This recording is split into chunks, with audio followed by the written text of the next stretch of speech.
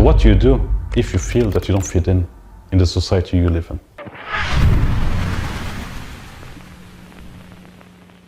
The way how I did it, I decided from the beginning on that I'm going to be myself. I don't want to go towards a specific narrative. So I was always trying to be as honest as possible to myself and doing things based on my own experiences and all the flavors, all the things that I went through. Because I didn't grow up watching cinema, I didn't grow up watching TV, I didn't grow up with music from Egypt and so on. What I grew up in, and that's something I could really thank Luxembourg for, that we are so connected to so many different cultures. So, for example, I was watching like a television show, one of my favorite television shows back then, The Fresh Prince of Bel-Air. I was coming out of school, so I was watching on TV one episode in French, 1 hour later, another one in German, and later on in the evening, the original version in English. So I was always connected somehow to different languages, and this has really shaped me. That's why I decided to make films that are multicultural, multilingual, where I talk a lot about identity, immigration, integration, languages, travel, because those are subjects that are really, really deep in me.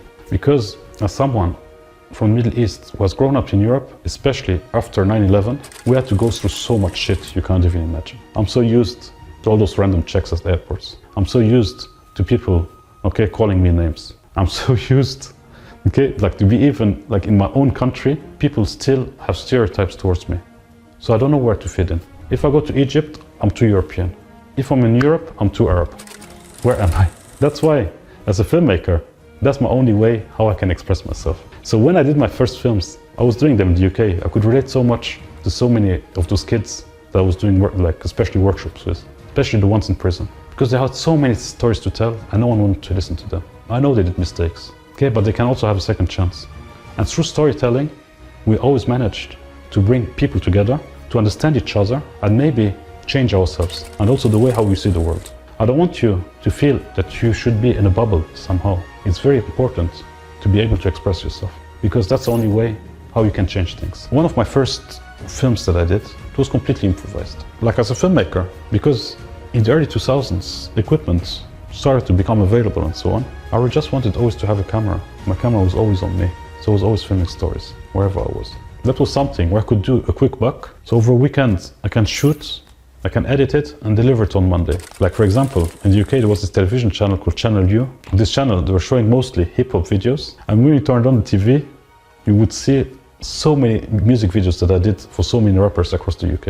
I was doing them sometimes for free, sometimes for 100, 200 pounds, but at least I was gaining experience and a little bit of exposure. And this has given me as well a lot of self-confidence because I don't want to go into cliches and stereotypes, but lots of those music videos, that's like drugs, girls, and so on. But even to deal with all those people on set as a young filmmaker who doesn't have a lot of experience, that's also something that has shaped me a lot. But I was never scared to improvisation, to try things out, and also to keep my mind open, to see what magic can come out of what we have.